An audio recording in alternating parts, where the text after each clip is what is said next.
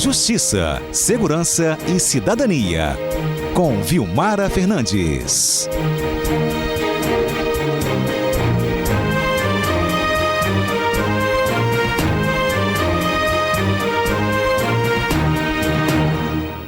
Bom, o destaque de hoje do nosso quadro de Justiça, Segurança e Cidadania é quanto as crianças ainda estão frágeis em relação à proteção, não é mesmo, Vilmara?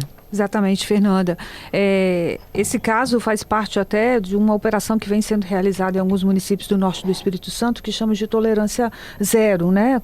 Principalmente com homicidas e com alguns outros crimes. Inclusive, essa semana a gente chegou, né, a noticiar sobre aquela prisão do acusado de matar um fazendeiro no Espírito Santo. Isso. Que está no contexto dessa operação de tolerância zero com esse tipo de situação. E envolvendo as crianças, a gente tem aí um caso que aconteceu no final de 2024, né, que envolve aí um abuso sexual contra uma criança, né, porque a criança tem 10 anos, então é uma situação absurda, cometida por um homem de 68 anos, né. É uma situação que foi toda filmada, né? Então foi identificada, o que facilitou o trabalho da polícia, né? A menina correu, contou para a mãe e veio a denúncia. Isso vinha sendo investigado. No final do ano passado o inquérito estava praticamente concluído, porque as imagens ajudaram a identificar a pessoa, as ações, os tipos de crime e tudo mais. E aí faltava saber localizar o acusado, né? Pelos crimes cometidos, que tinha foragido da cidade.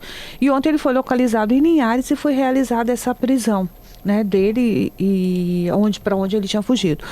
Só que durante o final das investigações e a prisão, a polícia descobriu que esta mesma pessoa já estava envolvida em outros 2 casos. Um outro caso de abuso sexual contra uma criança, também praticado em uma outra cidade, e também que ele já tinha sido condenado por estupro de vulnerável, né? Já tinha cumprido a pena dele, saiu da prisão, né, após cumprir sua pena, e voltou a cometer crimes iguais ou até próximos, né? Porque de estupro de vulnerável, abuso sexual, então quer dizer, crimes envolvendo a infância. Essa prisão aconteceu na casa dele, onde ele estava foragido, estava chegando de moto, e a polícia já estava lá, fez uma pequena operação para identificar, e o delegado Eric Lopes Esteves, que conduziu a operação, falou que ele não reagiu, né? Já estava meio que na expectativa.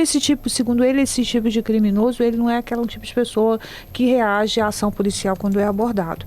Mas prenderam, e aí agora vão encaminhar o inquérito, né, a conclusão do inquérito para a justiça, porque segundo ele, isso já estava só estava faltando a prisão dessa pessoa, que já tinha um mandado expedido, né, um mandado de prisão expedido desde de outubro do ano passado, quando foram concluídos todos os trâmites, identificada a pessoa, tudo que tinha acontecido. E isso é importante também, né, Fernanda, essa finalização para punir essas pessoas, principalmente uma situação como essa, né?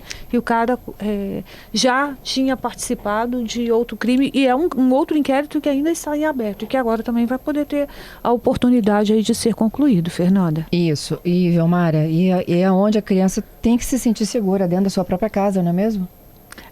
Na sua cidade, né, com as pessoas, assim, nós estamos falando de cidades pequenas do interior do Espírito Santo, né, embora tenham uma certa movimentação onde ocorreu esse crime, a criança está confortável com seus vizinhos, né, no meio. Inclusive, ele foi preso em uma outra cidade, né, o crime aconteceu numa cidade, ele foi detido. A gente não está falando a cidade, a gente normalmente não fala de quem são, porque a gente não pode identificar o nome da vítima, mas assim, o crime foi cometido numa cidade e ele foi preso em uma outra cidade. Nesse local onde ele foi detido, a rua onde ele foi detido, tinham várias crianças na rua.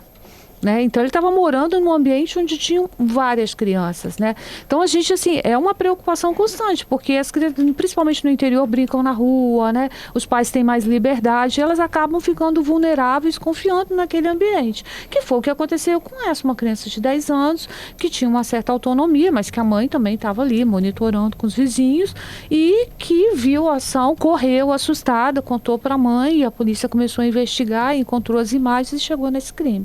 Isso aí. Te agradeço, Vilmara, pelo seu destaque conosco, hein? Até a próxima quarta, Fernanda.